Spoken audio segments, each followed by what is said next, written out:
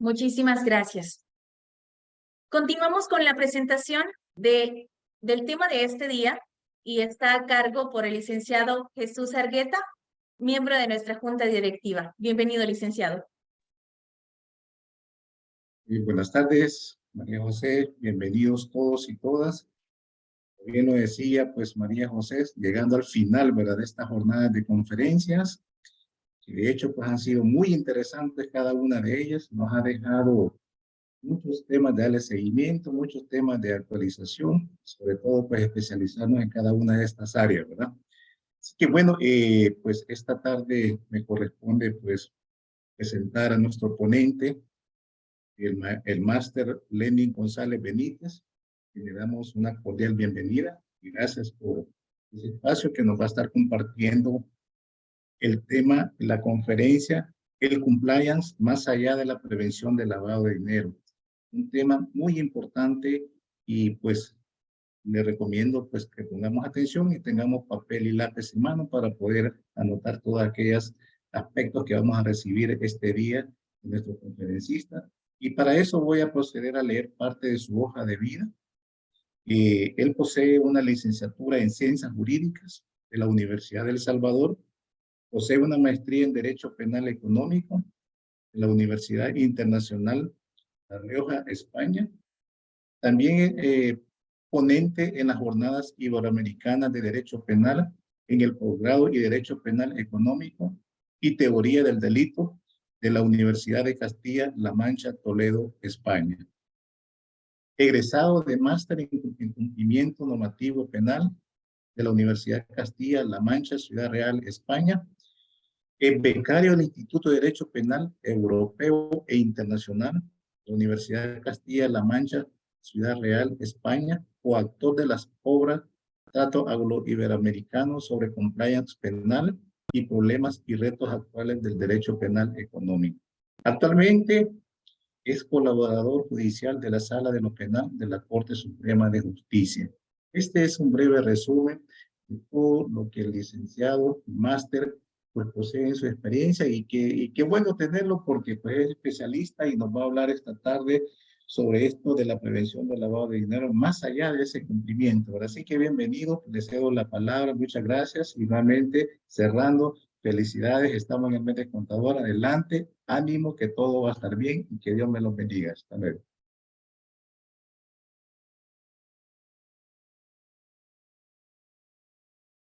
Muchísimas gracias, licenciado. Ahorita hay un problema con conexión con el licenciado, pero ya en unos minutos se conecta de nuevo con nosotros. Nosotros, mientras tanto, continuamos agradeciéndoles a cada uno de ustedes, a los que están ingresando dentro de poco y también los que ya están por medio de la plataforma de nuestra red social de Facebook. Muchas gracias por estar siempre pendientes toda la semana. Para nosotros como institución es un honor poder tenerles tanto en la plataforma Zoom como en Facebook.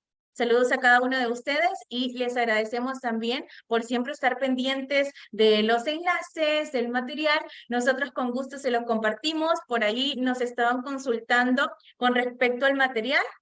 Usted solo lo solicita a los números de nosotros y le va a llegar el material de toda la semana. De los 5 temas, usted lo va a tener en su mano también. Y si usted dice, ay, pero por algún motivo no pude escuchar la sesión, no se preocupe que también le compartimos las sesiones para que usted pueda tenerlo a la mano y así poder visualizarla cuando usted guste.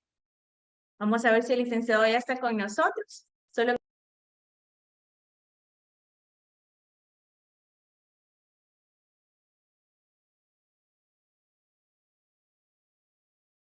del pecado.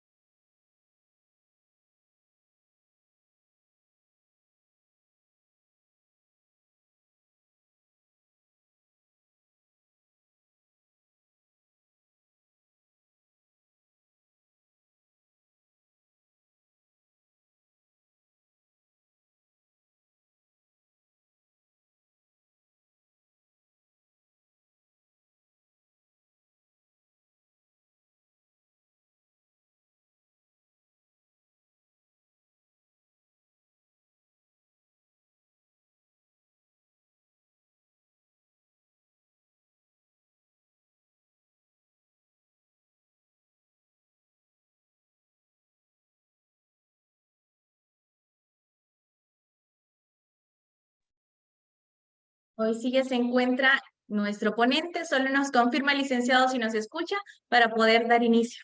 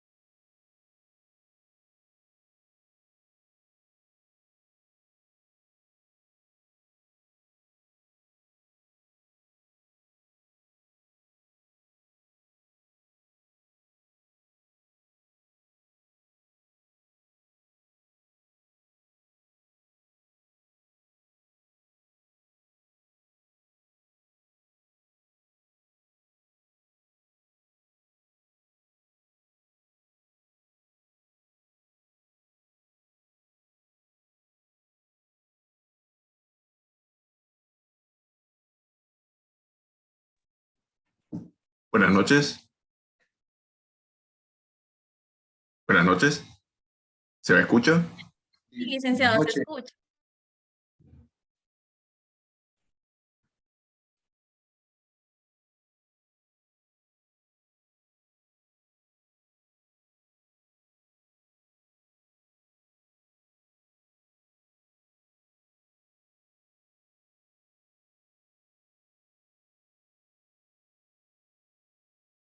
Bien. Voy a compartir la presentación previo a darle la palabra a los compañeros del instituto.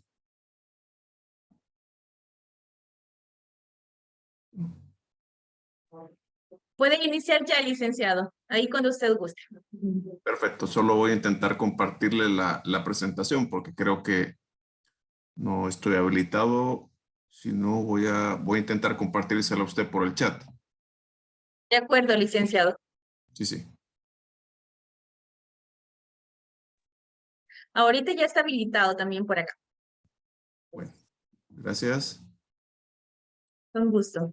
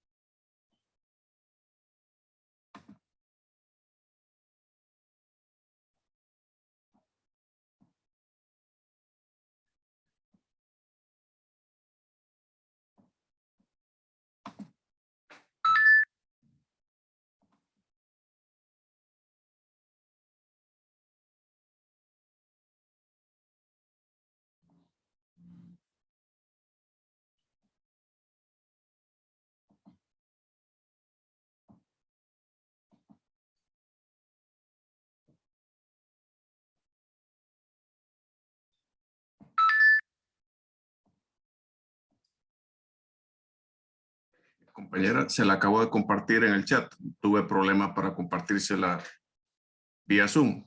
Se la compartí en el chat. ¿Será que usted me ayuda a presentarla, por favor? Con gusto, licenciado. Ahorita mismo le... Gracias.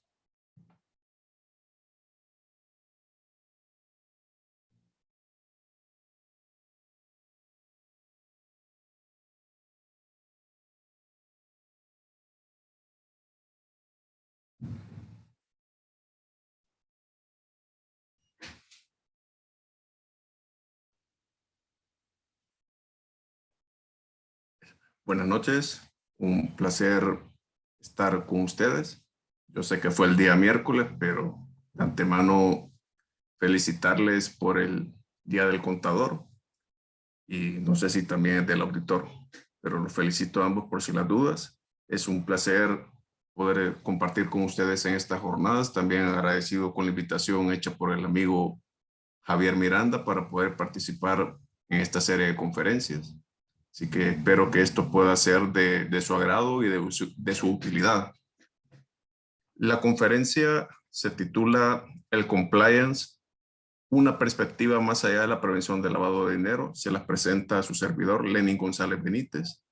Me pueden llamar Lenin ante cualquier duda que ustedes tengan. Así que solo para hacerles una propuesta de sesión, por favor, la siguiente lámina.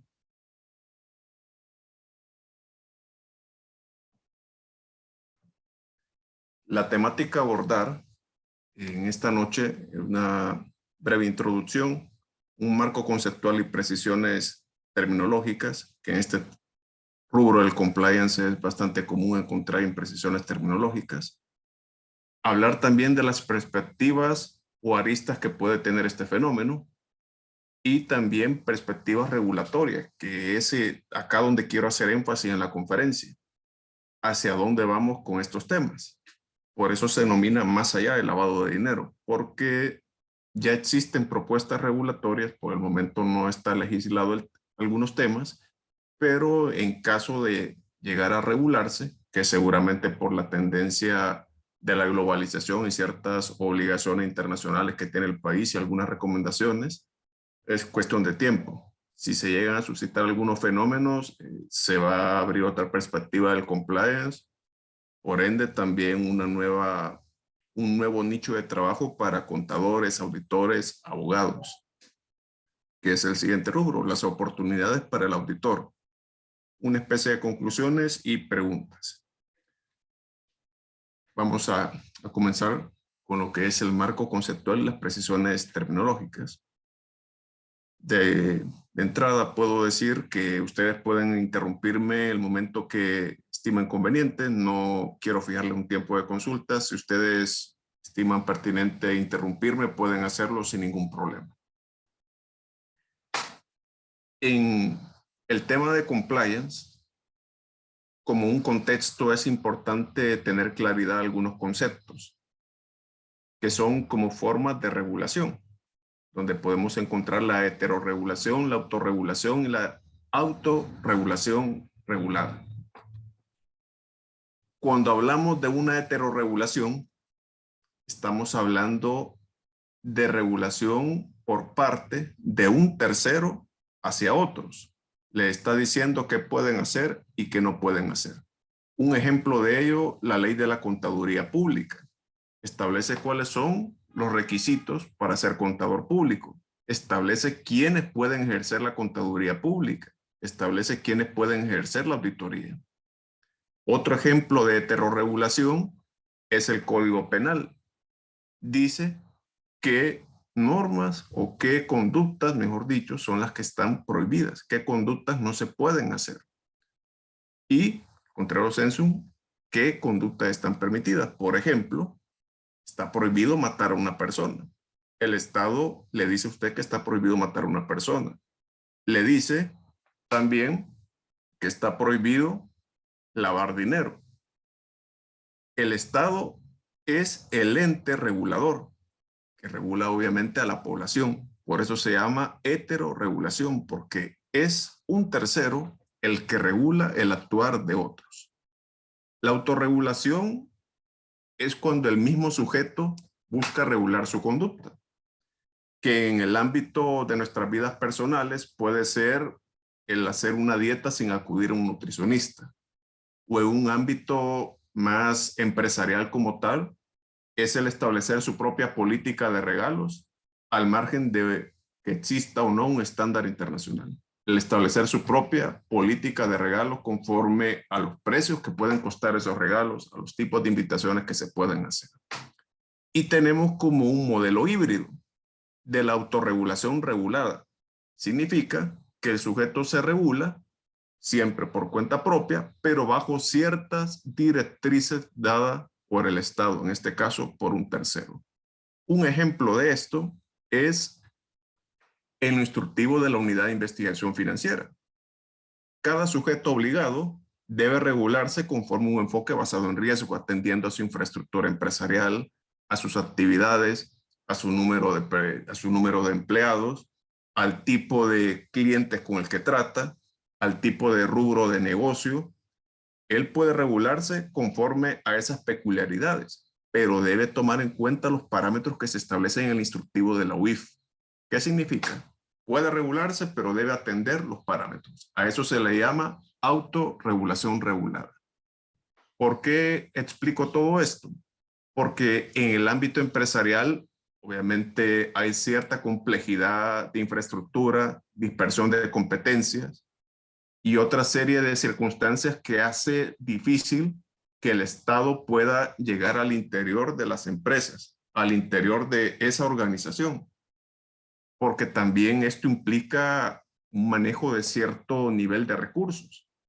Por eso es que se opta por una estrategia de que las propias personas jurídicas, las organizaciones, las empresas como tal, se regulen conforme al conocimiento que tienen de sus actividades.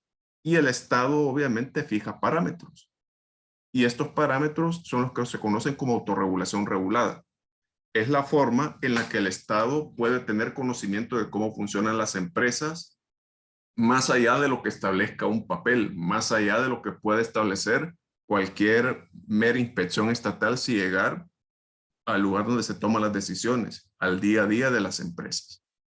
La autorregulación regulada es esa estrategia. ¿Por qué traigo a colación esto? Porque nos lleva al siguiente punto, previo a definir lo que es compliance y qué no es compliance. Como ya les expliqué lo que es una autorregulación, el compliance es una forma de autorregulación. Pero no toda autorregulación puede constituir compliance. Tengan en cuenta esto. El compliance es una forma de autorregulación porque en este caso, en términos de lavado de dinero, cada sujeto obligado, podemos nominarlo más genéricamente, cada entidad, cada organización se autorregula conforme al conocimiento que tiene el sector. Por ejemplo, hasta recientemente, el tema de los activos virtuales ha comenzado a regularse, por cierto, con la última actualización del instructivo de la UIF, pero la gente que lleva algún tiempo en este negocio, ellos conocen la dinámica del mismo y han hecho sus propias autorregulaciones como sector. Pero el Estado, al teniendo más conocimiento de este fenómeno, ha ido estableciendo sus propias pautas para que estos sujetos se regulen. Esto es lo que hablamos como tal del compliance, como una forma de autorregulación. Pero no toda autorregulación es compliance.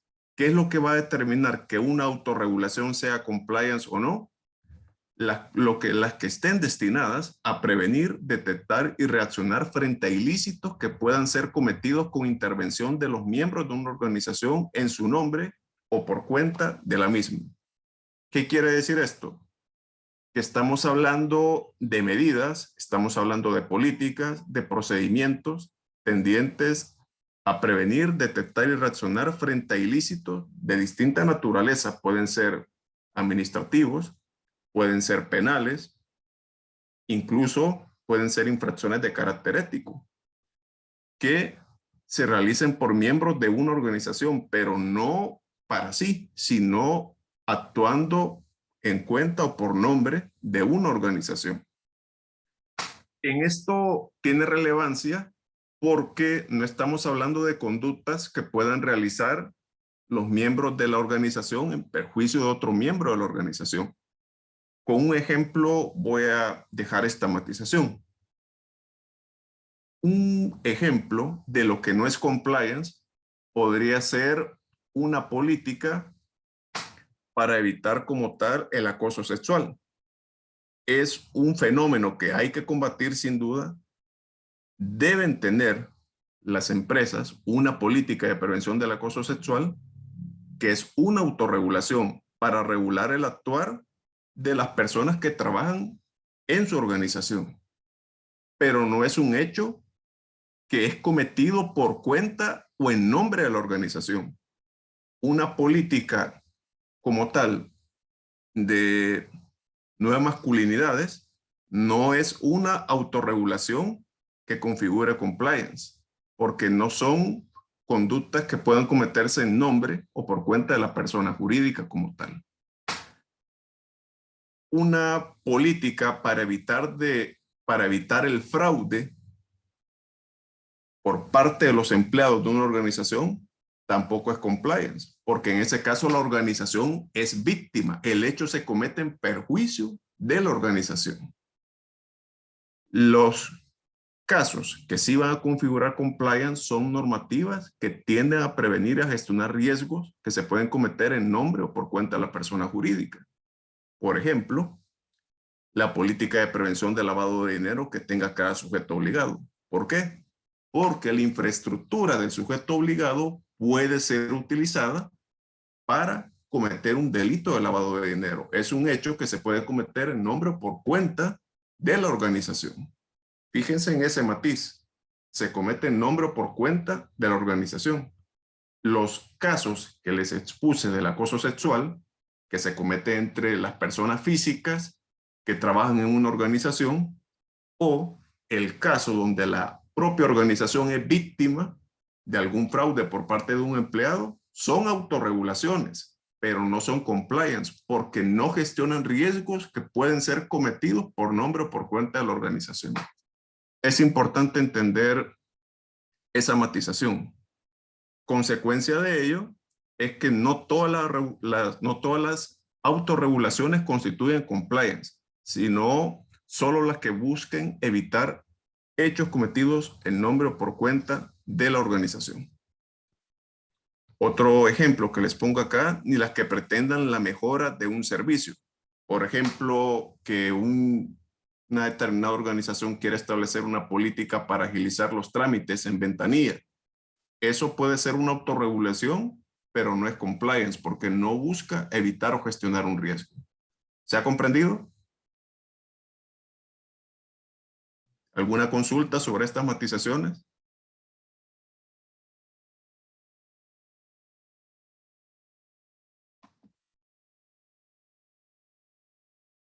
Bien. Continuemos, por favor. Gracias, Humberto. Las perspectivas del compliance. El tema de las perspectivas debemos abordarlo en dos sentidos. Primero, en términos genéricos. Estamos hablando que la perspectiva o el enfoque del compliance va a estar determinado, condicionado por la naturaleza de los ilícitos a prevenir, detectar o reaccionar. Ejemplo, puede haber un compliance en materia de tributario, que es lo que se conoce como tax compliance. Puede haber un compliance en materia de prevención de lavado de dinero. Puede haber un compliance anticorrupción, que junto al de lavado de dinero, en la tendencia internacional son los que tienen más regulación, la autorregulación regulada, donde se puede ver más en sí como claramente es en los temas de lavado de dinero y anticorrupción, porque hay una regulación internacional en la materia, bastante regulación. Otro ejemplo pueden ser los temas para prevenir delitos de corrupción, delitos de lavado de dinero, delitos tributarios, en fin, lo va a determinar la naturaleza del riesgo. También podemos contar con lo que es un compliance propiamente en materias ajenas a lo que son los ilícitos penales. Por ejemplo, en los temas de extinción de dominio, que no es derecho penal. Cada entidad puede tener un compliance sobre la licitud de sus capitales, que puede tener que ver nada más con la adquisición de bienes y verificar que no tenga un origen ilícito. No estamos hablando como un origen delictivo, como el lavado de dinero. Y obviamente está una perspectiva netamente ética, que un sujeto obligado o una entidad como tal pueda regularse bajo estándares éticos que van mucho más allá de una normativa. Una normativa puede no fijar parámetros, pero el sujeto obligado puede regularse bajo un estándar ético para demostrar una cultura de cumplimiento con la legalidad. Esto es en términos generales. La naturaleza de los riesgos o de los ilícitos, la naturaleza de los riesgos a gestionar o de los ilícitos a prevenir, detectar y reaccionar condiciona la perspectiva del compliance. Eso es en un ámbito genérico. Si lo queremos ver en clave de derecho penal, el compliance tiene perspectivas. Podemos identificar al menos 3, y aquí sí quiero matizar conforme a nuestra realidad jurídica, porque estas 3 perspectivas varían de país en país y ya les voy a explicar por qué. La primera perspectiva, estamos hablando en el sistema de prevención de lavado de dinero, financiación de terrorismo y la financiación y proliferación de armas de destrucción masiva. En este ámbito tenemos una primera perspectiva del compliance y les he establecido la base legal, que son los artículos 15 de la Ley contra el Lavado de Dinero y Activos, el artículo 4 del reglamento, el artículo 2, inciso segundo del instructivo, el artículo 7, literal D del instructivo. ¿Por qué digo que esta es una primera perspectiva del compliance? Porque se habla de gestionar riesgos de lavado de dinero. Se habla de políticas para prevenir, detectar y reaccionar frente a riesgos de incumplimiento de lavado de dinero por parte del sujeto obligado. Ahora bien, el sujeto obligado como tal no responde penalmente, porque eso lo pueden leer expresamente en el artículo 4 de la Ley contra el Lavado de Dinero. Las personas jurídicas no responden penalmente, sino que se dice que las personas físicas que lo integran, se debe determinar quién es la persona que realizó la conducta, es la que va a responder penalmente. Pero el sujeto obligado, si se dan las circunstancias, puede incurrir en responsabilidad civil subsidiaria especial. ¿Qué significa esto? Que los sujetos obligados, para salvaguardar, como decimos popularmente, cuidarse las espaldas, deben de gestionar sus riesgos de poder incurrir que su infraestructura sea utilizada para lavar dinero. Y esto es lo que establece todo este andamiaje jurídico de la Ley contra el Lavado de Dinero, el reglamento y el instructivo. Lo que establece es la forma en que el sujeto obligado va a cumplir y va a generar la trazabilidad, la documentación de cómo está cumpliendo. Esto es una primera perspectiva del compliance, aunque el sujeto obligado no responda penalmente, sino solo como responsable civil subsidiario especial. Ese es un riesgo, el poder incurrir en ese tipo de responsabilidad. Una segunda perspectiva lo podemos encontrar en la determinación de la responsabilidad penal individual en contextos empresariales. En la comisión de hechos delictivos, cuando se juzgan conductas, hay determinados hechos que son más fáciles de dilucidar y hay hechos que por su complejidad es muy difícil. Por ejemplo, cuando es un homicidio, A le dispara a B, lo que se debe de probar es esa conducta.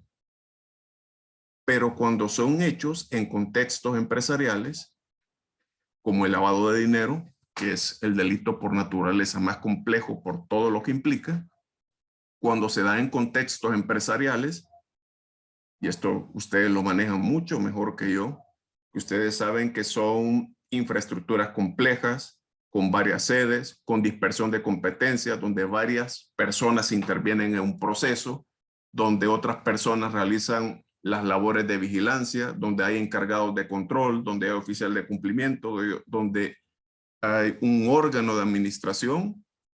Lo que se debe hacer, sobre todo, cuando son responsabilidades penales individuales, es generar esa trazabilidad, esa documentación de cómo funciona un control de un determinado riesgo.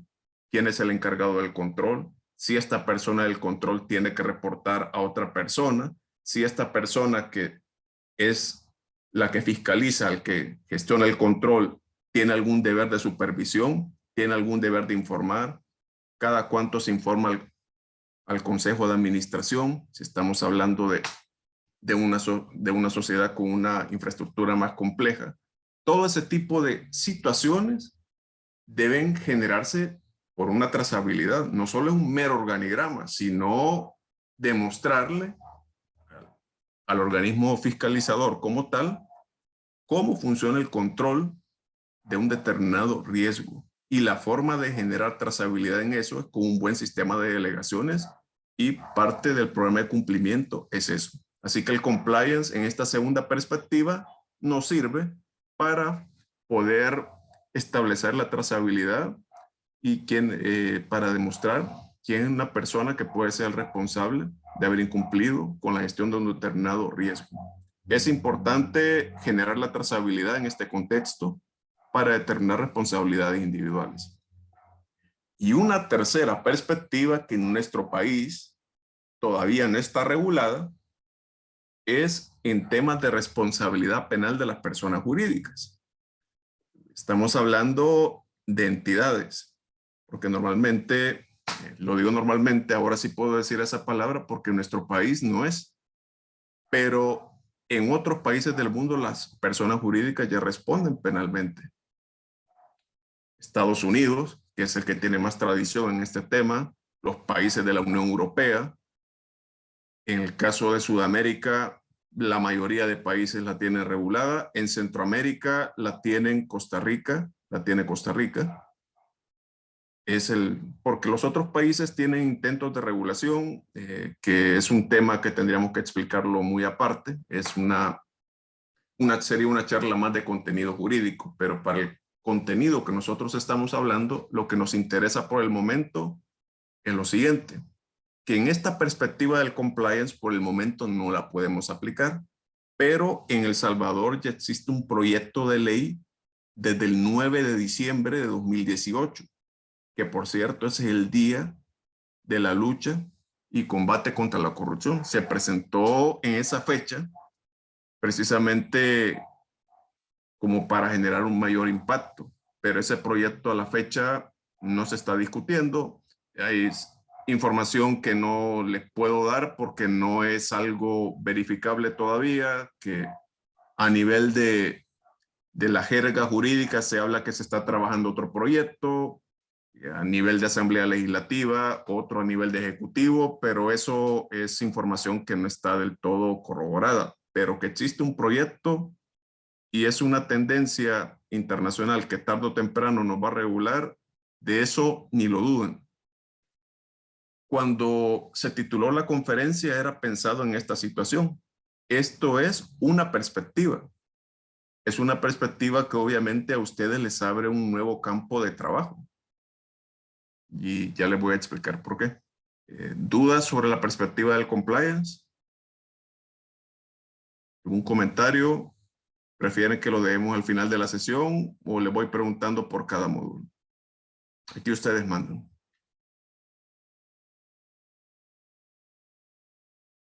Bueno, sigamos por favor, compañero. Bien. Solo para al final de la sesión, dice Vladimir, es una sugerencia. Excelente, Vladimir. La perspectiva de prevención de lavado de dinero. Esto es parte de lo que ya les dije, el artículo 15 de la Ley contra el Lavado de Dinero y Activos. Fíjense, en caso de incumplimiento a las obligaciones establecidas en la presente ley y demás disposiciones normativas, estamos hablando del reglamento y del instructivo, el sujeto obligado asumirá la responsabilidad que regula el artículo 38, inciso segundo del Código Penal, es decir, responsabilidad civil subsidiaria especial, sin perjuicio de las responsabilidades penales personales que fueran aplicables conforme al capítulo 2 de esta ley, así como de las distintas maneras de coparticipación delictiva que se regulan en el Código Penal y otras consecuencias que resultaren aplicables, incluso las de orden administrativo. Para el asunto que nos interesa, que es el compliance en materia de prevención de lavado de dinero, al menos en este momento en específico, en el compliance antilavado, lo que se debe de generar es la trazabilidad para demostrar que se ha cumplido. Ese es el meollo del asunto en el compliance antilavado, porque de lo contrario aunque el sujeto obligado como tal no responda penalmente, porque en El Salvador las personas jurídicas todavía no pueden responder penalmente, al margen de que usted responda penalmente en otra, que sea una entidad que, por ejemplo, cotice en Bolsa de Valores de Estados Unidos o en la bolsa inglesa. Por los criterios de territorialidad que se aplican, sí le podrían aplicar la responsabilidad a la entidad, pero esto es en otro contexto de la ley de prácticas corruptas, por ejemplo. Pero aquí estamos hablando en materia de prevención de lavado de dinero y en el país todavía las personas jurídicas no responden penalmente. Pero el sujeto obligado puede incurrir en responsabilidad civil subsidiaria especial. Es decir, ese es el riesgo que se debe controlar para evitar incurrir en ese tipo de responsabilidad. Por supuesto que las personas físicas sí van a responder penalmente. Entonces, en el compliance, en esta materia, el meollo del asunto es generar la trazabilidad de que se cumple con las obligaciones en materia de prevención de lavado de dinero. Siguiente lámina, por favor. Siempre siguiendo con el compliance en esta materia. Lo que se habla en el artículo 15 de la Ley contra el Lavado de Dinero y Activos tiene un desarrollo en el instructivo. En el inciso 2 se habla de que los programas para prevenir y detectar el lavado de dinero y activos, la financiación del terrorismo y la financiación de proliferación de armas de destrucción masiva que deben adoptar los sujetos obligados deben ser diseñados y adoptados teniendo presente lo dispuesto en el artículo 4 del reglamento de la ley contra el lavado de dinero y activos y de acuerdo con el nivel de riesgo, características, naturaleza, estructura, operaciones y tamaño de cada uno de los sujetos obligados, en aplicación del enfoque basado en riesgo y del principio de proporcionalidad que desarrollan los estándares internacionales sobre gestión de riesgo y las recomendaciones del GAFI. Esto desarrolla con más detalle lo que está en el artículo 15 de la Ley contra el Lavado de Dinero, porque ya estamos hablando de un cumplimiento, porque obviamente el cumplimiento, en materia de cumplimiento también no solo está el tema de no cumplir, sino que se dan ciertos fenómenos que se conocen como el paper compliance y el compliance cosmético. ¿Qué es el paper compliance? Es presentar el mero programa o el mero papel, como decimos, pero no hay controles, no hay eficacia en los controles, sino que está el mero papel. Es algo de fachada. Y en el caso del compliance cosmético, estamos hablando de una publicidad o una fachada de cumplimiento. En las páginas de las organizaciones aparecen que es una entidad que cumple con la ley, que tiene las políticas necesarias para prevenir el lavado de dinero, pero cuando se revisa, en realidad no tiene nada, es mera publicidad. Y en el otro fenómeno es un mero papel, por ejemplo, muy bonito el papel, se habla de las políticas, pero no hay un verdadero control.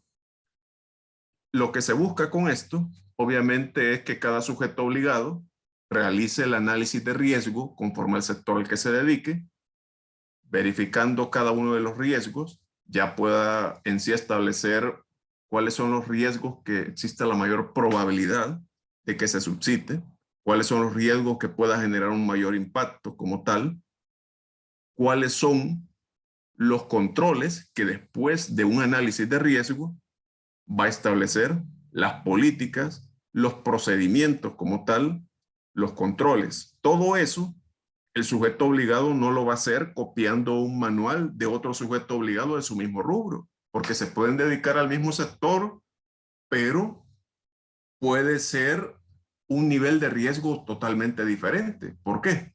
Porque puede hacer que un sujeto obligado opere solo en El Salvador, pero otro sujeto obligado va a operar en Centroamérica, otro sujeto obligado de toda América Latina. Un sujeto obligado puede operar en todo el mundo. Ya los niveles de riesgo son diferentes. La due diligence que debe hacer a cada uno de los actores con los que interactúa para negocios, clientes, operadores, son diferentes. Por eso es que todo su infraestructura de compliance debe responder a un análisis de riesgo, que es lo que va a condicionar cada uno del resto de componentes del programa. Por eso es que se habla de un enfoque basado en riesgo, pero algo, no solo en los riesgos del sector, sino los riesgos propios como tales. No es lo mismo gestionar como sujeto obligado a una entidad que se dedique al tema de las criptomonedas, a una entidad que se dedique al tema de la pesca, o una entidad que se dedique, bueno, lo que podría ser un equipo de fútbol. Cada sector tiene sus riesgos como tal, los riesgos sectoriales que podríamos nominar, pero también cada sujeto, conforme a sus propias peculiaridades, tiene sus riesgos. Lo que debe generarse en tema de compliance, de prevención de lavado de dinero, es actuar conforme a sus propias circunstancias para poder cumplir de esa forma. Esto es lo que se habla como tal en esta disposición, que es un desarrollo del artículo 15 de la Ley contra el Lavado de Dinero y Activos. Compañera, por favor. Bien. Como tal, en el instructivo, un apartado donde se veían los elementos de un programa, no se va a encontrar una disposición, pero en el artículo 7 como tal, las facultades del órgano de administración se habla de aprobar un sistema de gestión de riesgos para la prevención de lavado de dinero y activos, financiación de terrorismo y financiación de proliferación de armas de destrucción masiva. Se habla acorde con las actividades, naturaleza, tamaño, operaciones y nivel de riesgo del sujeto obligado, que es lo que hablábamos en el artículo 2, de conformidad con el enfoque basado en riesgo, que incluya, entre otros, los siguientes elementos. Es decir, no hay un apartado donde se diga componentes del programa de prevención de lavado de dinero, pero en esta disposición se habla de lo que debe incluir como tal. Pero en las facultades del órgano de administración se habla de un manual de políticas y procedimientos. Se habla también de procedimientos de debida diligencia, código ética, un sistema de monitoreo y un plan de auditoría interna para la prevención de los fenómenos de los que hemos hablado. Esto es un compliance de mínimos, porque el instructivo se habla entre otros, pero por lo menos para efectos de un cumplimiento mínimo, esto es lo que debe contar un sistema de prevención y gestión de lavado de dinero. Pero, ¿qué es lo que va a determinar que esto sea al menos o lleve más? El nivel de riesgo. Porque a lo mejor, dependiendo de la actividad a la que se dedica el sujeto obligado, se va a pedir más elementos, como podría ser el establecer un control de la actividad que se realiza. Puede ser el uso de inteligencia artificial, por ejemplo, en los temas de criptoactivos. O se puede realizar un tema de una investigación interna como tal, pero al menos estos son los parámetros mínimos como tal, un cumplimiento de mínimos, pero esto puede llevar más conforme a un enfoque basado en riesgos. Eso lo tiene que determinar el análisis de riesgo. El análisis de riesgo va a determinar cuáles son los riesgos, como tal, qué tipo de riesgo es, la probabilidad en que se puede suscitar ese riesgo, y conforme a eso se van a ir generando los controles pertinentes y se van a ir estableciendo más elementos aparte de lo que se establece en el instructivo como tal. Por favor. Siguiente, compañero. Bien. El meollo del asunto. Y por favor, en esto pregunten, que créanme lo que yo estoy aprendiendo mucho en este tema, que es una línea de investigación que he adoptado desde hace algún tiempo, porque todavía les he dicho que no está regulado. Así que en este tema, por la dinámica de su trabajo, ustedes me pueden aportar mucho, así que preguntan. Y si yo no sé la respuesta, pues obviamente se las contestaré a través del instituto. Cuando hablamos de perspectivas regulatorias, estamos hablando de situaciones en las que tiene relación el compliance, pero todavía no son una realidad jurídica en El Salvador. Pero sí en muchos países de nuestro entorno, e incluso algunos socios comerciales que tenemos. Esta es una figura que por los efectos de la globalización es cuestión de tiempo que la tenemos regulada en nuestro país, que la tengamos regulada en nuestro país, porque la propia globalización impone esas condiciones. Incluso para poder generar empréstitos públicos con organismos multilaterales, se piden este tipo de regulaciones. ¿Por qué? Porque se verifican condiciones de un clima en sí de negocio donde los riesgos de corrupción puedan gestionarse de forma adecuada o puedan reducirse significativamente. En el tema de la responsabilidad penal de personas jurídicas entre penalistas es algo que todavía no tiene consenso, es una necesidad de política criminal, pero racionalizarla a través de una ley es un poco difícil. ¿Por qué? Por lo que les decía al inicio, no es lo mismo regular el que matare a otro que regular cuáles son las conductas de una empresa, porque obviamente no son seres de carne y hueso. Estamos en una especie de transición a trabajar en un derecho penal para las personas jurídicas. En esa transición se está trabajando con el derecho penal actual que tenemos, pero aplicando ciertas figuras.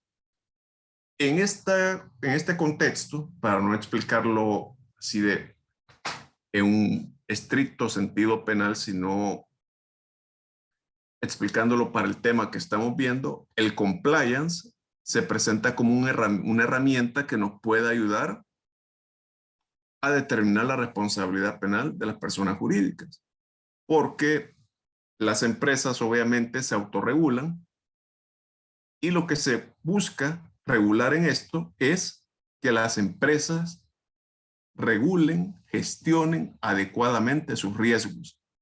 Y el no hacerlo de forma correcta, y si eso genera un resultado, se les va a castigar por eso. Es una forma de explicar esta figura.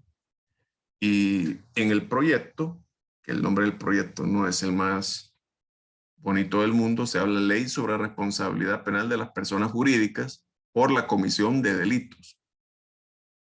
Este proyecto contiene normas de compliance, que en este caso el compliance sí nos sirve en el marco para determinar una responsabilidad empresarial. No como actualmente, que la perspectiva que existe en El Salvador solo es en el régimen de prevención de lavado de dinero. Si se llega a regular esto, es una nueva perspectiva del compliance. Se habla de un eximente por implementación de prevención y gestión de riesgos penales. ¿Qué significa esto? Que a la empresa la van a exonerar. O como ustedes pueden ver con las personas físicas, la pueden sobreseer, la pueden absolver si se dan determinadas condiciones. En el modelo que se adopta el proyecto, y como yo sé que esto está siendo grabado, y para no ser prisionero de mis palabras, conforme a esta regulación, porque si se regula de otra manera, habría que analizar la disposición, la persona jurídica está exenta de responsabilidad por la comisión de delito si realizó todo lo que estaba a su alcance para evitar la realización de hechos punibles, adoptando e implementando en su organización con anterioridad a la comisión del delito un programa de prevención y gestión de riesgos penales adecuado a su naturaleza, riesgos, necesidades y características, consistente en medidas de vigilancia y control idóneas para prevenir los delitos o para reducir significativamente el riesgo de su comisión, siempre y cuando se presenten todas las siguientes condiciones. La primera, el órgano de administración haya adoptado y ejecutado con eficacia, antes de la comisión del delito, programas de prevención y gestión de riesgos penales que incluyen las medidas de vigilancia y control idóneas para prevenir los delitos de la misma naturaleza o para reducir de forma significativa el riesgo de su comisión.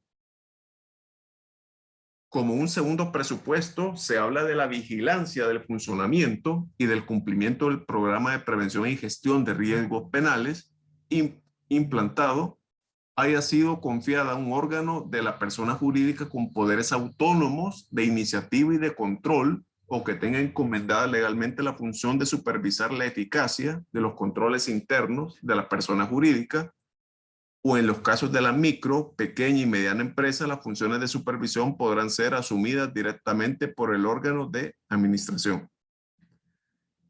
Un tercer presupuesto, los autores individuales han cometido el delito eludiendo los programas de prevención y gestión de riesgos penales. Cuarto, que no se haya producido una omisión o un ejercicio insuficiente de sus funciones de supervisión, vigilancia y control por parte del órgano de administración a que se refiere el literal A del presente artículo. Este de acá. Y que no se ha producido, bueno, esto ya es tú. El siguiente inciso habla que en los casos en los que las anteriores condiciones solamente pueden ser acreditadas de forma parcial, esta circunstancia será valorada a los efectos de una atenuación de la pena. En esto quiero explicar lo siguiente. Por favor, compañeros, si pueden volver a la anterior lámina, solo para tener elemento de contexto. Si ustedes se fijan, quizá con lo que ustedes están más familiarizados es con el régimen de prevención de lavado de dinero. El sujeto obligado busca generar trazabilidad de su cumplimiento para controlar los riesgos de lavado de dinero. Si no los controla adecuadamente, puede incurrir en responsabilidad civil subsidiaria especial y las personas que integran el sujeto obligado pueden incurrir en responsabilidad penal. Por ejemplo, si estamos hablando de un sujeto obligado que tiene su infraestructura y determinadas personas la utilizan, estas personas, A y B, para no decir nombres, van a incurrir en el delito de lavado de dinero. Y si el sujeto obligado no cumplió con la gestión del riesgo, va a incurrir en responsabilidad civil subsidiaria especial. Obviamente ese es un tema que Fiscalía tiene que manejar a nivel de proceso penal.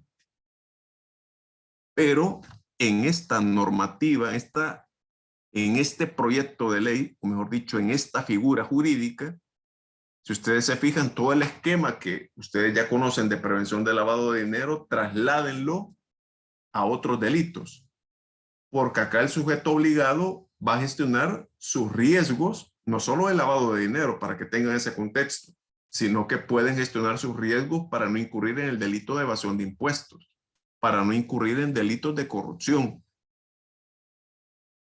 Así como estamos hablando de una política de prevención de lavado de dinero, va a haber una política anticorrupción, va a haber una política para evitar evadir impuestos, o que la infraestructura del sujeto obligado, de este caso de la entidad, sea utilizada para evadir impuestos, conforme a los riesgos que tenga cada entidad, porque en esta ley se establece un catálogo de delitos. Obviamente, porque no es una charla sobre la responsabilidad penal de las personas jurídicas, no iba a traer a colación toda esta información, pero es algo que podemos coordinar después para explicar este tema, porque si se llega a regular, sí van a necesitar tener estos elementos de contexto.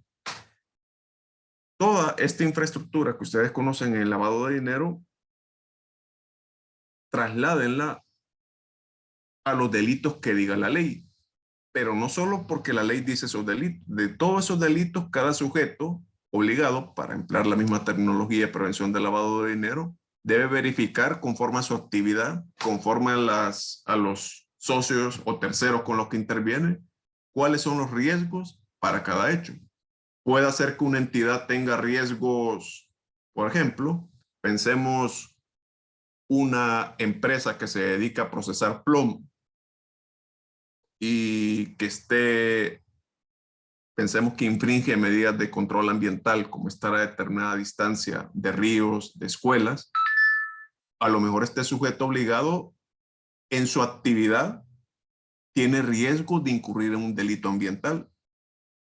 Pero también, como es un sujeto obligado que incumple normativa con los permisos, conforme a las actividades, ha sido sancionado. Si se ve en el análisis de riesgo, puede también contar con un riesgo de corrupción para sobornar a servidores públicos, para otorgar licencias, para que en las inspecciones no la evalúen mal. Habría que ver qué otro tipo de riesgo son los que pueden incurrir. Para que entiendan más o menos la situación de este asunto, lo que ocurrió con el Fútbol Club Barcelona. con el fichaje de Neymar, que se estaban atribuyendo no solo al señor Sandro Rosell como persona física, también el Fútbol Club Barcelona estaba siendo procesado como persona jurídica, para que tengan una idea más o menos de lo que les estoy hablando. Que esto es el tipo de situaciones que nos espera como tal. Entonces, así como en el lavado de dinero, el compliance antilavado está en la ley contra el lavado de dinero, el reglamento y el instructivo, tanto con el enfoque basado en riesgo, como los elementos del programa de prevención de lavado de dinero que se les mencionó con anterioridad. En esta ley, en este proyecto de ley, lo que dice el artículo 8 vendrían siendo los elementos del programa de gestión de riesgos penales.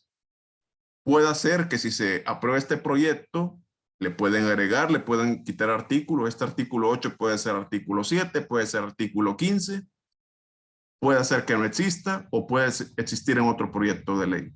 Ustedes deben verificar cuáles son los elementos que lleva ese programa. Por favor, la siguiente lámina, compañera. En ese programa se habla, si ustedes se fijan, de adopción y ejecución de medidas de vigilancia y control idóneas. Una cosa es adoptar y otra es ejecutar. Usted puede tener el mejor análisis de riesgo del mundo. Puede tener como tal un buen sistema. Usted cumple con una adopción. El órgano de administración como tal puede ser que lo haya adoptado a través de un acuerdo, a través de una decisión, pero no hay controles de eso. Ustedes se fijan en el último inciso, dice, en los casos anteriores en que las anteriores condiciones solamente puedan ser acreditadas de forma parcial, esta circunstancia será valorada como atenuación de la pena. Es decir, a usted no la van a eximir de responsabilidad, pero le pueden disminuir la pena si ha cumplido parcialmente. Por ejemplo, usted adoptó el modelo, pero no lo ejecutó, sepa que ha cumplido parcialmente, porque no tiene eficacia en esos controles. Usted tiene el análisis de riesgo, pero no materializó los controles producto de ese análisis de riesgo, por ende no ejecutó lo que usted adoptó. En esto de la vigilancia del programa, en esto de los riesgos, obviamente se hace una distinción entre micro, pequeña, mediana empresa, obviamente también de la gran empresa. ¿Por qué? Porque el cumplimiento no le podemos exigir igual a una gran empresa que a una pequeña empresa. Una gran empresa en los controles puede emplear inteligencia artificial, puede automatizar los controles. No le vamos a pedir eso a una pequeña empresa, pero conforme a sus riesgos, conforme al presupuesto que tenga como tal y un buen análisis de riesgos, sí se va a poder verificar cuáles son los riesgos que tienen prioridad para ser controlados. Pero estos riesgos, para poder verificar si se están gestionando adecuadamente, aparte de un encargado de control, debe establecerse una persona encargada de la entidad que va a velar por la vigilancia y el funcionamiento. Y en esto no es solo como un encargado de control que va a verificar todo. Si conforme al análisis de riesgo, usted tiene un solo encargado de control para una serie de riesgos y a esta persona se le hace imposible hacerlo con eficacia, obviamente ese es un signo de que el programa no está funcionando adecuadamente. Por eso es conforme a las circunstancias de cada sujeto obligado que se debe de verificar y gestionar estos riesgos. Este requisito o elemento que está en el literal C es muy importante. Se dice que los autores individuales han cometido el delito eludiendo los programas de prevención y gestión de riesgos penales. ¿Qué significa esto? Que por incumplir no vamos a sancionar a la entidad. El derecho penal no exige conductas heroicas. Lo que se le está diciendo a la persona jurídica, y así funciona en los países que ya tienen institucionalizada esta figura y donde ya se han llevado procesos. No se exige que cualquier incumplimiento, si pensemos que una persona física lavó dinero y la persona jurídica tenía su programa de cumplimiento, estaba adoptado y ejecutado correctamente, tenía controles, pero la persona eludió todos esos controles y realizó el delito. Si se da esa circunstancia, la persona física va a responder, pero la persona jurídica no, porque está actuando correctamente, se reguló correctamente, se autorreguló correctamente, pero la persona individual eludió esos controles. Lo que se exige es que cumpla, que tenga un adecuado sistema de gestión y prevención de riesgos penales. Ya si se comete un delito o no, pues fue porque el sujeto, la persona física, elude esos controles. Perdón. Este presupuesto tiene que ver más con una clasificación jurídica para las personas que son empleados y con los que fiscalizan. Por el momento no es pertinente explicarlo.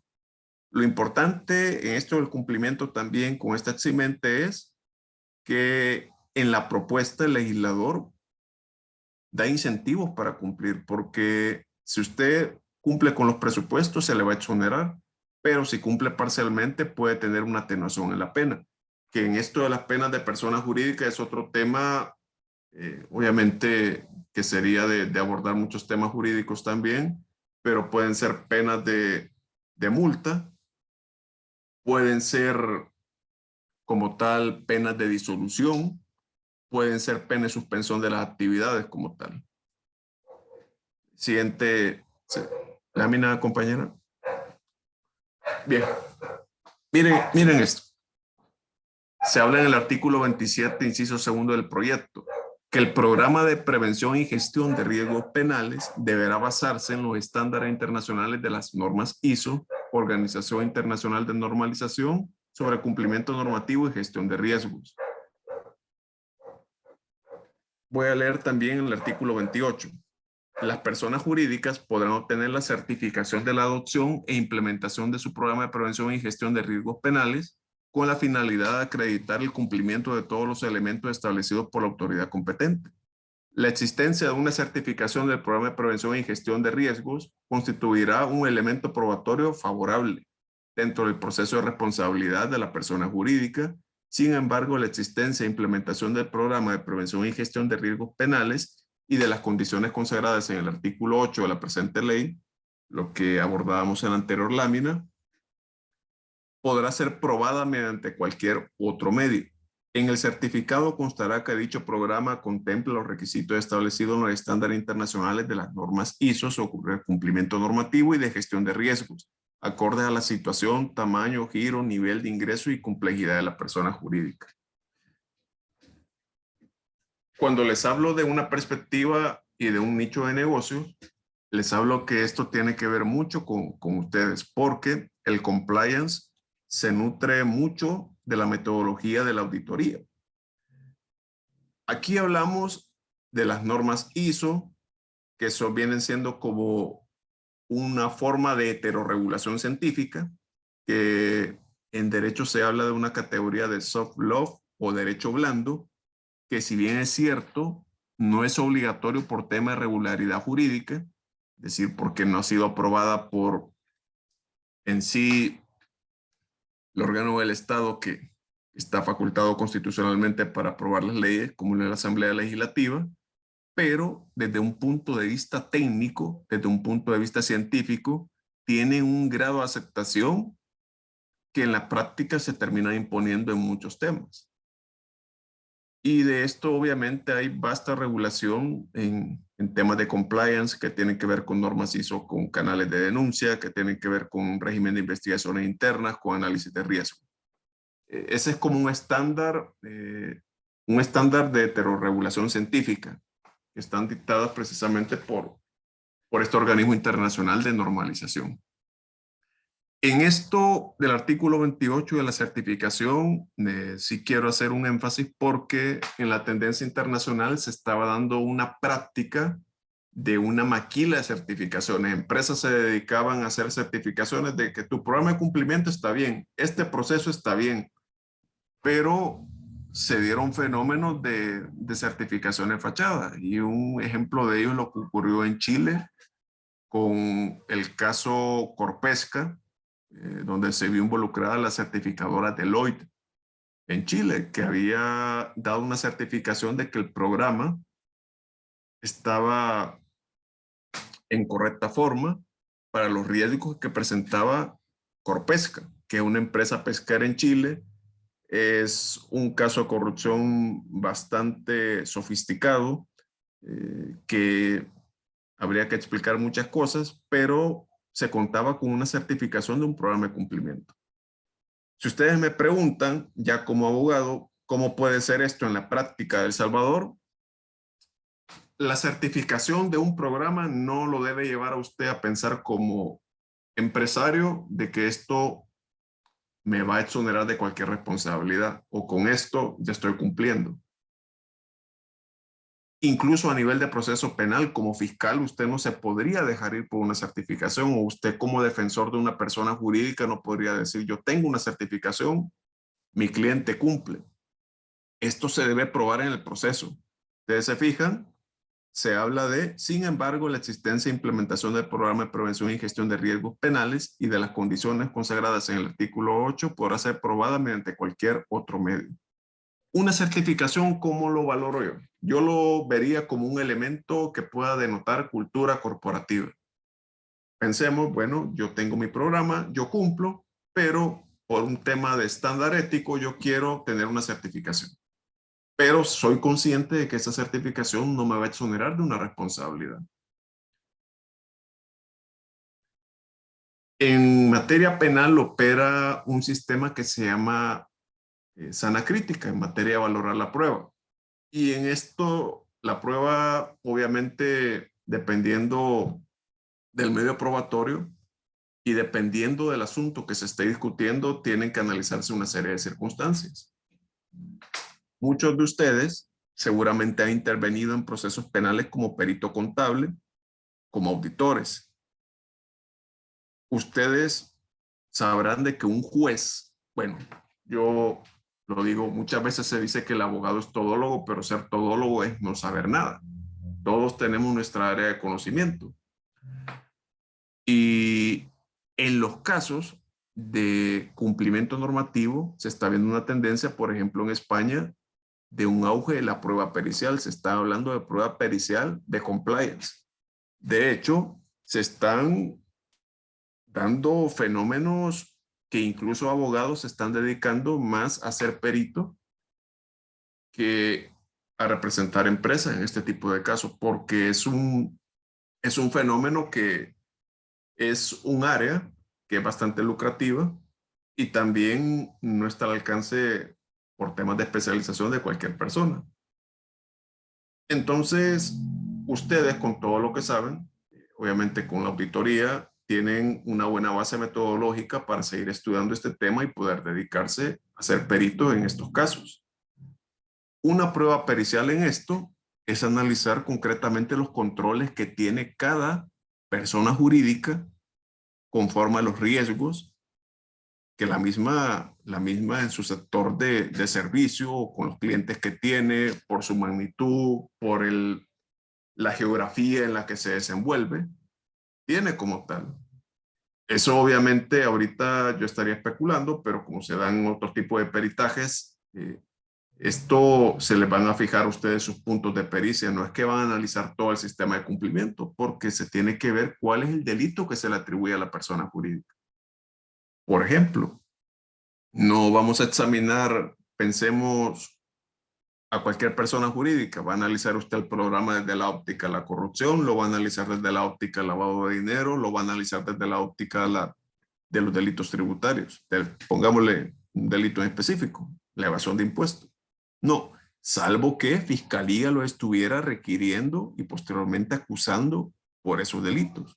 Lo que va a determinar el objeto del peritaje es el delito específico que se le atribuye, por ejemplo, de prevención de lavado de dinero.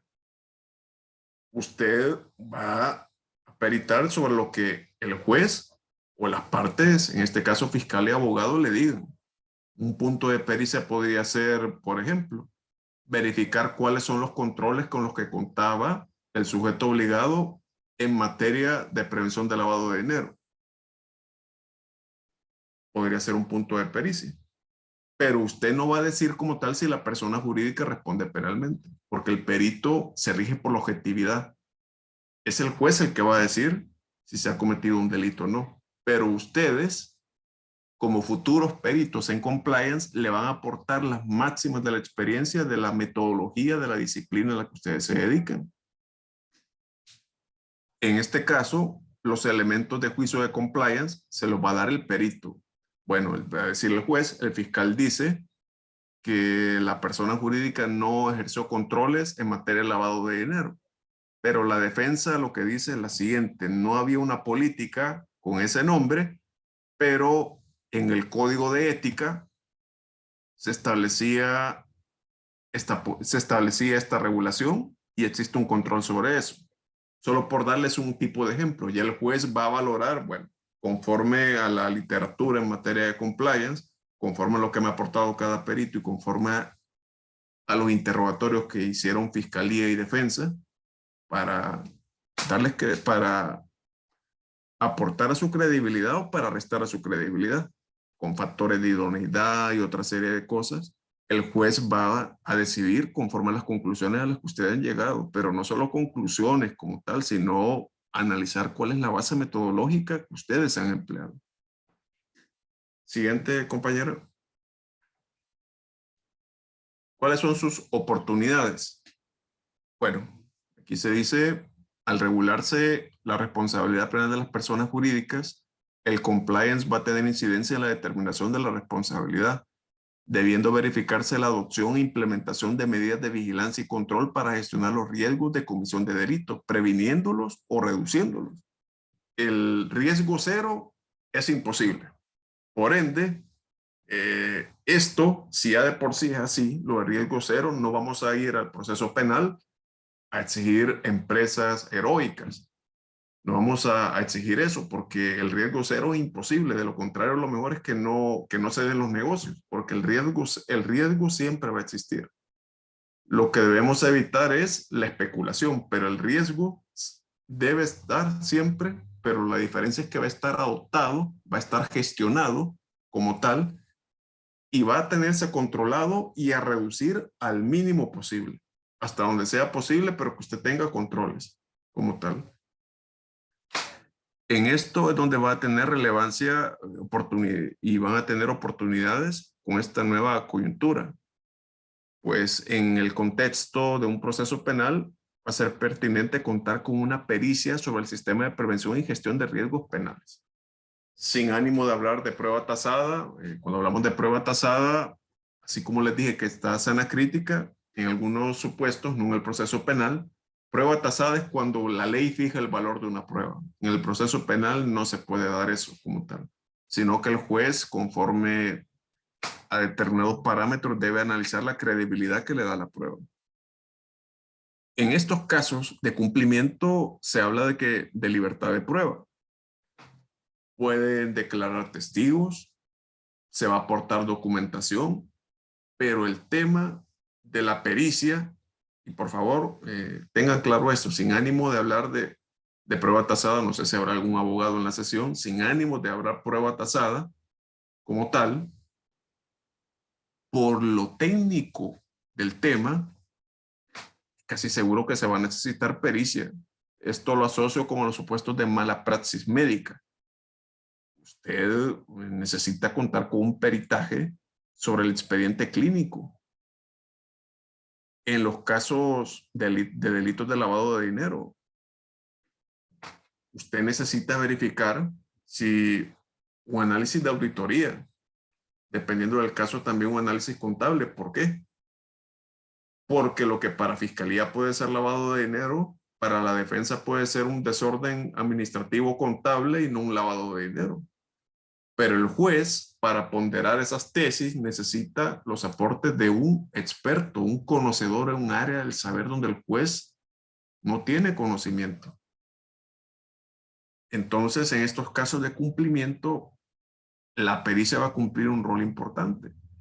Y es un tema en el que ustedes tarde o temprano van a tener que ingresar porque la metodología del área que ustedes se dedican le facilita esto. Yo obviamente soy abogado, pero yo necesito estudiar más estos temas porque también, para que vean que no solo con ustedes, el abogado que quiere dedicarse a estos temas no le basta saber derecho penal, ni siquiera derecho penal empresarial, necesita conocer sobre compliance, sobre la metodología bajo la que se rige el compliance, temas de control interno. ¿Por qué? Pensemos que en un futuro se da esto, se regule. Yo soy un abogado que me dedico a esto y ustedes van a ser peritos que se van a dedicar a esto para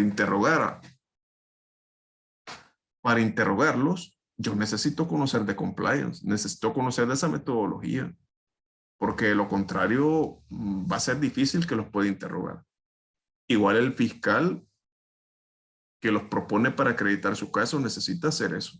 El defensor que quiera impugnar su credibilidad como persona o la de su peritaje va obviamente a atacar puntos como sus competencias en estos temas, la metodología utilizada, las conclusiones como tal. En pocas palabras, quiero motivarlos a que este va a ser un nicho de negocios para ustedes que tarde o temprano viene, así que tienen que estudiarlo. Siguiente, compañera. Bueno, esto es algo que yo sé que fue el día miércoles, pero reiterar la felicitación que ya les hice y pues de mi parte esto sería todo. Quedo a la orden para sus preguntas. Si alguien quiere abrir micrófono o la gente del instituto me va a ayudar leyendo las preguntas del chat, pero antes quiero preguntarles y pueden contestar con la sinceridad, toda la sinceridad del mundo. ¿Qué les ha parecido? ¿Se ha entendido? ¿Creen que no me di a entender? ¿Algo que quieran que explique nuevamente? Me gustaría escucharlos.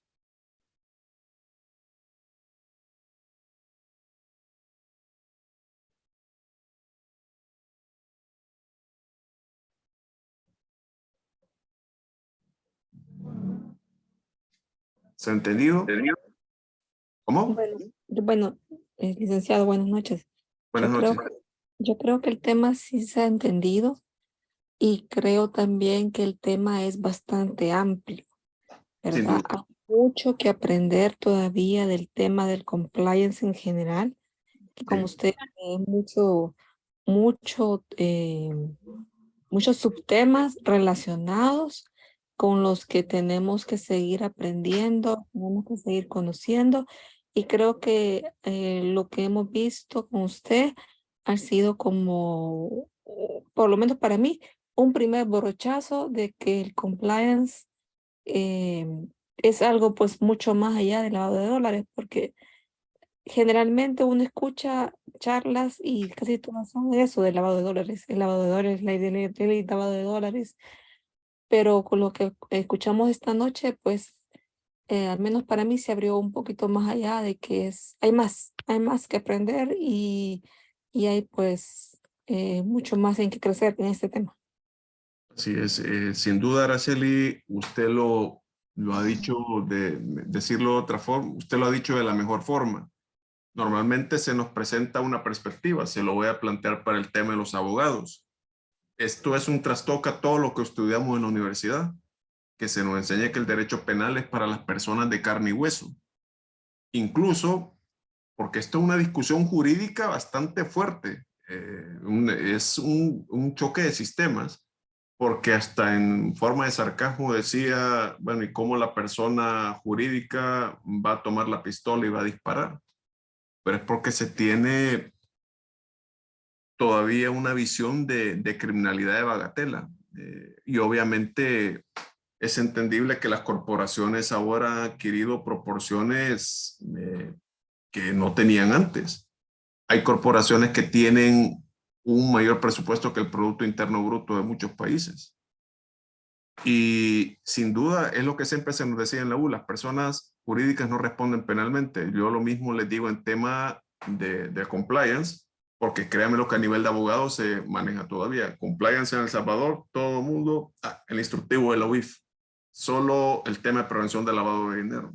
El compliance tiene una serie de abanicos. Por ejemplo, en otros países es lavado de dinero y corrupción, porque hay un vasto estándar internacional en materia de corrupción, pero acá no tenemos capitalizado todavía una especie de instructivo para temas de corrupción. Pero, por ejemplo, hay empresas que hacen negocios en Estados Unidos y se rigen por la ley de prácticas corruptas que por temas de territorialidad con cotizar en bolsa estadounidense ya se rigen por normativa estadounidense y allá sí responden penalmente a las personas jurídicas. Así que esta es una perspectiva, se lo digo para abogados y entiendo que para ustedes también lo va a hacer porque esto es como mostrarle el otro prisma como tal, de decirle muy bien, está el tema de prevención de lavado de dinero, pero también hay otros riesgos como tal. Así que comparto su emoción, compañera. ¿Alguien más que quiera opinar?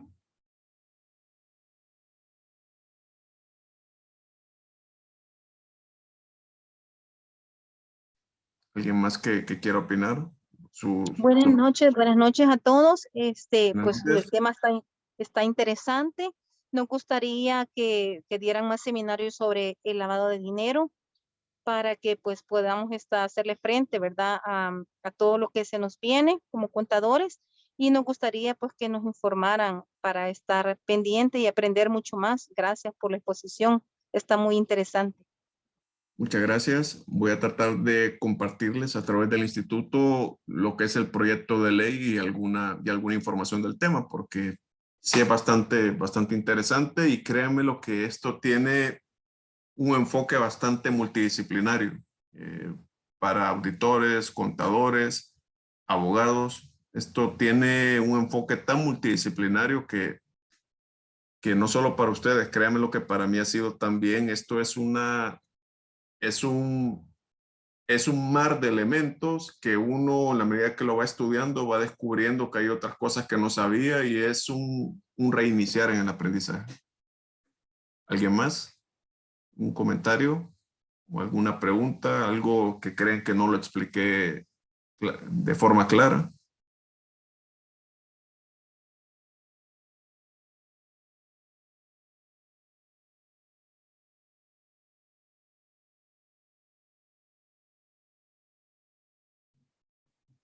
Buenas noches, licenciado. En el chat Buenas noches. pregunta el licenciado ¿Cómo? Humberto Argueta. El licenciado Humberto Argueta pregunta a través del chat, ¿quiénes son los que pueden realizar certificaciones en materia de prevención de lavado de dinero y activos?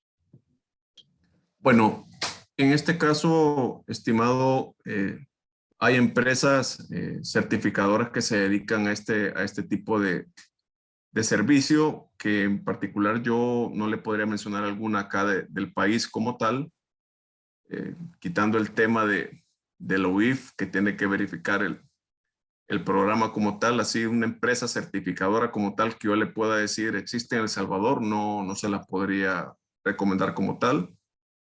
A lo mejor algún compañero del chat, de algún compañero de la sesión tiene conocimiento de alguna empresa que se dedica a certificar programas acá en el país. Pues sí, el Consejo de Vigilancia ha puesto una especie de programa de 80 horas para tratar de buscar la forma de suplir esa deficiencia. Y ahí está disponible, que empieza a finales del mes de mayo. Pero creo que la pregunta del compañero, estimado, que también su matiz es muy interesante, va por una certificadora como tal, así que con un estándar, quitando el consejo, quitando la UIF, creo que habla de una empresa certificadora que pueda revisarte tu programa y te entrega una certificación, así como la que estábamos hablando en la sesión. Como la FIBA, no. Como la FIBA, no hay aquí. No hay otra empresa. Hay sucursales que promueven los servicios que dan ese tipo de instituciones, pero no hay propias. No las hay. Sí, excelente. ¿Más preguntas? Si la gente del consejo me puede ayudar.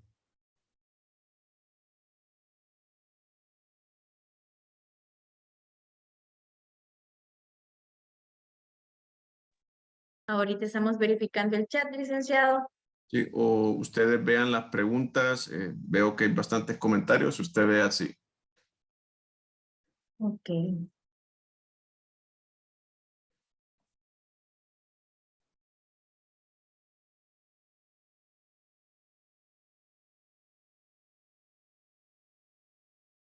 Solo estaban consultando por acá, la misma certificación para los de cumplimiento será para los auditores.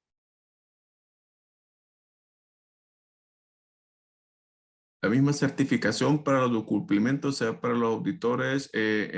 Vamos a ver la pregunta, compañera Eva Molina, ¿en qué contexto está haciendo la pregunta? Certificación de... Ujú. Estamos hablando de certificación para actuar, compañera, o como autorización.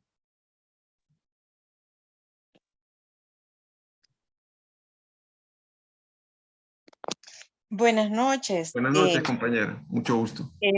Mucho gusto. Le estaba haciendo la pregunta porque en el país hay un par de instituciones que están queriendo hacer certificaciones, Ujú. pero el enfoque más que todo, le digo porque yo hice una certificación para el área de compliance y Sí, sí. va específicamente para la banca, Ujú.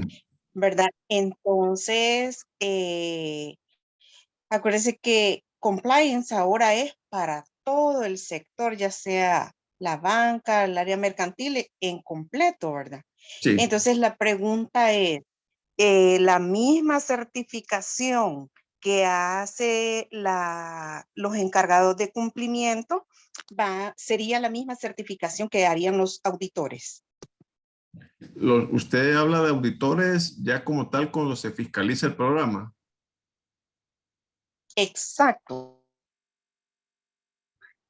Ajá, porque acuérdense que ahora los auditores y algunos contadores tienen que inscribirse en la UIF. Ujú.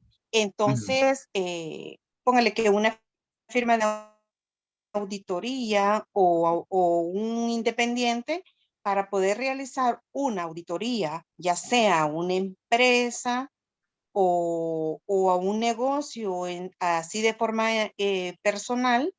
Usted hablaba que tiene que tener el suficiente conocimiento para poder realizar una auditoría Ya lo entendí. profunda, ¿verdad? Y no solamente quedarse así, ¿cómo le puede? Así superficial, porque cuando se va a hacer una auditoría, dependiendo del tipo de negocio, ver el riesgo y una serie de cosas que pide el instructivo de los 7 pasos, algo así se hablaba, ¿verdad? Ujú. Entonces, a eso me refiero. ¿Sería una misma certificación parecida a la que hace el oficial de cumplimiento para una empresa? ¿Sería la misma que va a hacer la firma de auditoría o el auditor independiente para tener el pleno conocimiento para poder ejercer el trabajo, ¿verdad? Sí. Que se les requiere. Ya le entendí. Yo estaba interpretándole mal el término certificación. Entendí que era como el programa, como tal. Usted me está hablando de las credenciales de la persona, como tal. Sí, Sí. ajá, porque ve, usted lo ha enfocado más que todo en los programas y todo, pero acuérdese que para poder llegar a auditar un programa, que Sí, es el sí. que la empresa va a implementar en su negocio, la persona, el auditor, ya sea una firma de auditoría o independiente, si usted tenía alguna idea de que si, ¿cómo sería lo ideal la certificación que se tendría como contadores o como auditores, ¿verdad? ¿Qué enfoque le tendrían que dar para que Según le entiendo, usted está hablando de la idoneidad de la persona que tiene tengamos que... que ejercer esa función, tengamos suficiente conocimiento para poder ir a auditar a alguien de compliance? Mire. No, licenciado. Es Ujú. que la pregunta era, ¿será la misma certificación que una firma de auditoría tiene que capacitar a su personal, parecido así como cuando está el asignado, que es el oficial de cumplimiento o el de la empresa. A esta persona se certifica, se capacita para que él elabore los manuales, que trabaje elaborando los programas con el de sistema, ¿verdad? El sistema adecuado de monitoreo y todo. Entonces, esa misma certificación tendrían que las firmas de auditoría tomar, recibir para poder capacitarse. Miren, No sé si yo me lo capta. entiendo. Sí, trato de entenderle porque yo se lo estaba interpretando por el tema de idoneidad, pero yo entiendo yo que es la misma certificación que realiza los auditores, si usted lo vería como para realizar la certificación del programa de cumplimiento. Quiero entenderle bien. ¿A eso es lo que se refiere? Fíjese que no sé, a veces se le escucha un Se poquito corta. así como cortado, No sí. hay problema. Sí, eso es lo que le trato de captar. Está hablando que esa misma certificación que hacen los auditores, si puede ser la misma para certificar los programas de cumplimiento. ¿A eso se está refiriendo? No los programas de cumplimiento, sino que las personas que van a ir a hacer el trabajo de auditoría a las empresas para ver el cumplimiento del lavado de dinero en forma completa, o sea, un análisis completo. Es que la pregunta quizás venía un poco enfocada Yo creo que ya le entendí yo la pregunta, licenciada. Usted Vaya, lo que está diciendo es que si las firmas de auditoría que van a ir a hacer trabajos de verificación a las empresas para asegurarse que las empresas tienen en forma su sistema de compliance, deberían de tener el mismo nivel de certificación que tienen los oficiales de cumplimiento que están en las empresas. Exacto, ajá, eso es lo que yo Esa es le la pregunto a pregunta. él, que Si si me debería de pregunta a mí, ser la yo misma creería que sí certificación. tienen que tenerlo, porque si ellos van a ir a revisar algo, ellos tienen que saberlo. Ya, solo para abonar a eso, compañera, ya con el matiz que hizo la compañera, no le aparece el nombre. En realidad sí, eso depende primero del tipo de entidad de la que estemos hablando. Veamos esto con lo que va a ocurrir. Gracias. Sí, solo eso quería tener Solo, la idea de, sí, pues, porque muchas de las empresas están capacitando su personal. sí. El tema es, por ejemplo, del tipo de empresa que estemos hablando. Cumpliendo Sí. ¿verdad? Entonces yo a eso me refería. Gracias, licenciado. Sí, porque pensemos que usted tenga en el contexto que usted planteaba como tal, que usted va a auditar el programa de cumplimiento, que usted audita el programa de cumplimiento de un banco, pero ahora con un nuevo riesgo por la opacidad del producto y sobre todo con las actualizaciones del instructivo de la OIF, el oficial de cumplimiento debe ser una persona con conocimientos en tema de criptoactivos.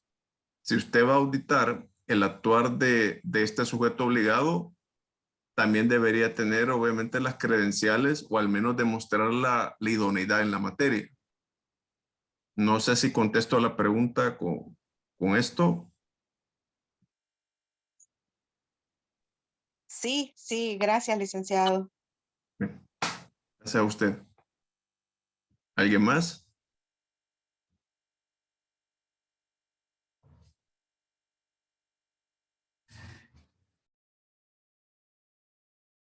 Licenciado, a través de nuestra transmisión en nuestra fanpage de Facebook, nos realizan una consulta.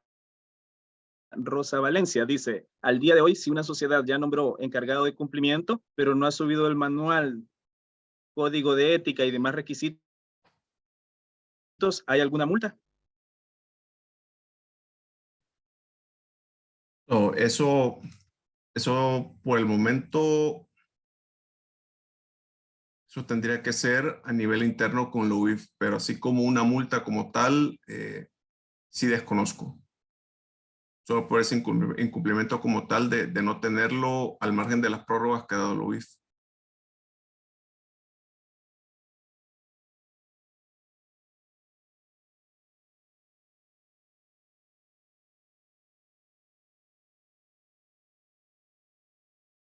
Muchísimas gracias, licenciado. No sé si hay alguna otra pregunta.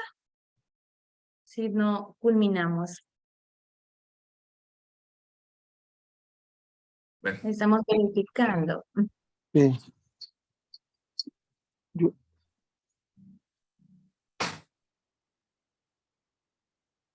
Eh, hola, hola,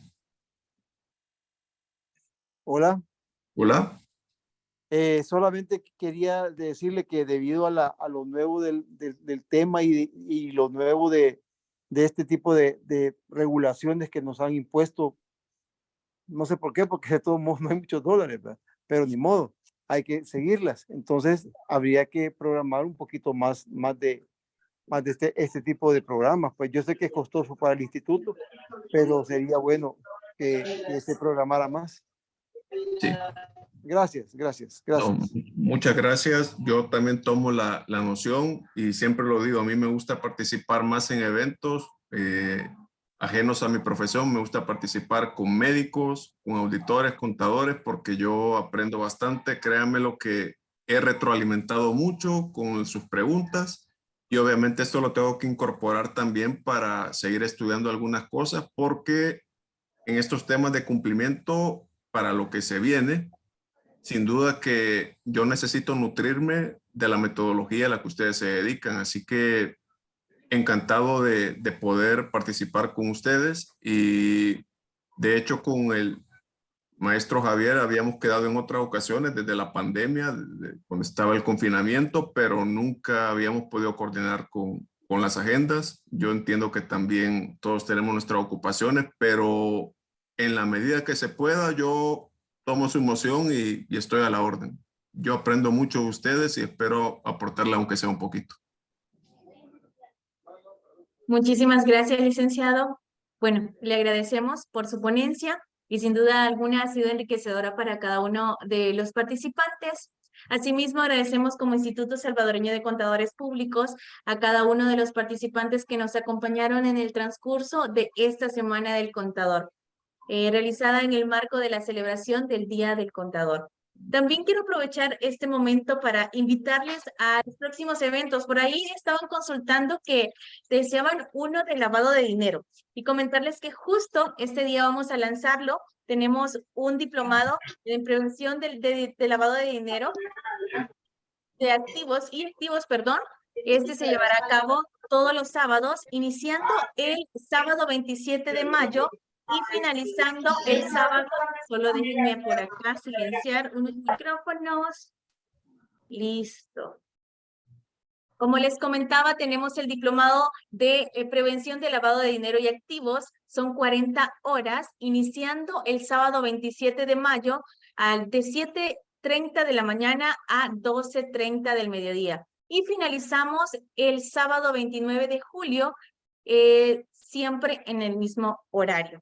Así que si usted desea saber un poquito más sobre el contenido y más, puede escribirnos a nuestro WhatsApp y nosotros con mucho gusto le damos la mayor información para que usted pueda inscribirse. Me preguntaban por ahí cuál es la inversión.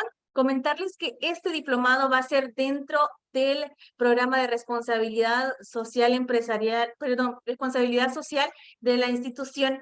Por ello, en esta ocasión, la inversión para socios es de $60 y para no socios de $80. Les invitamos para que puedan inscribirse.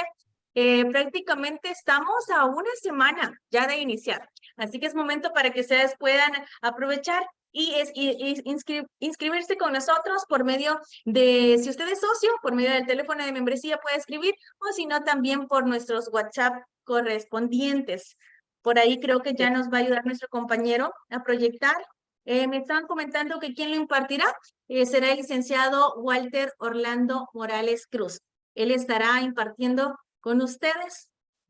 Recuerden, son todos los sábados. Anteriormente lo estábamos haciendo entre semana y también días sábados. En esta ocasión, para los que en la semana a veces no pueden, porque a veces es de entregar reportes y más, y pues se olvida también que hay sesión, y no se preocupe que esta vez será todos los sábados de 7:30 a 12:30.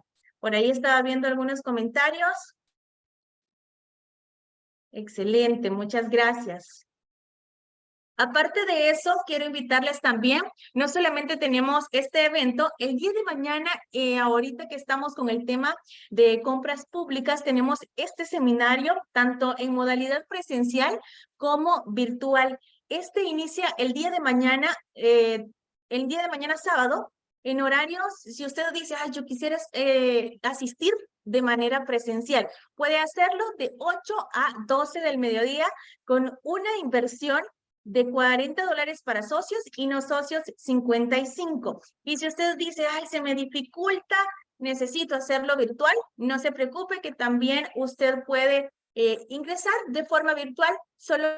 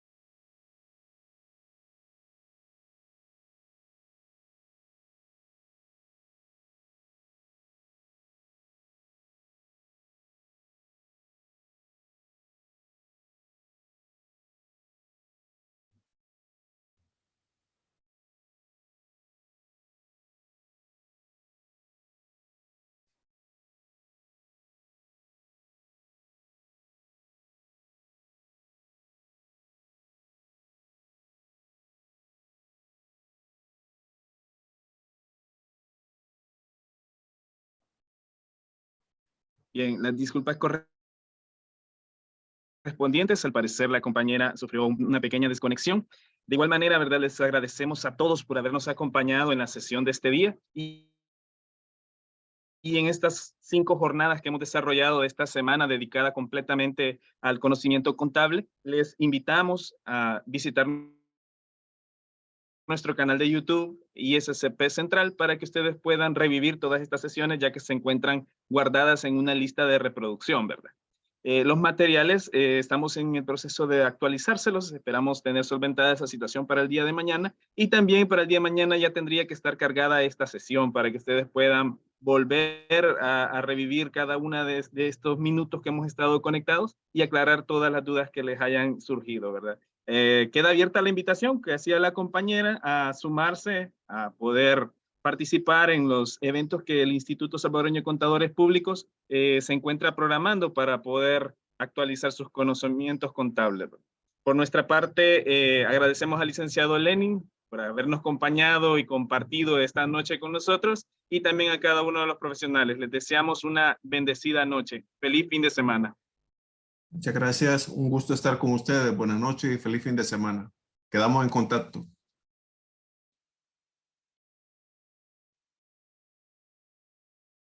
Gracias, licenciado. Un gusto. Un gusto haber estado estas 5 jornadas con todos.